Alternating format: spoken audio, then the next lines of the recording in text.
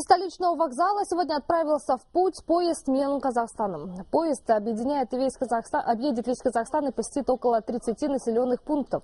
Жителями самых отдаленных районов встретятся мажлисмены, представители министерств, эксперты из фонда ДАМУ и Национальной палаты предпринимателей, столичные врачи и ученые-медики.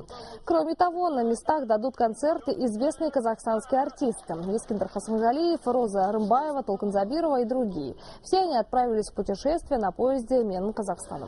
Акция посвящена году АМК, 70-летию Великой Победы и 20-летию Конституции. На каждом участке, на каждом этапе будет оказана конкретная социальная помощь, будет оказана медицинская помощь, конкретная консультация по тем или иным вопросам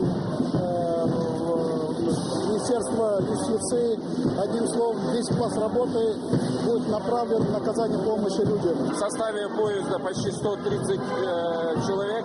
Это деятели культуры, творчества, знатные люди, наши депутаты. Также, деятели культуры и искусства будут на местах давать концерты.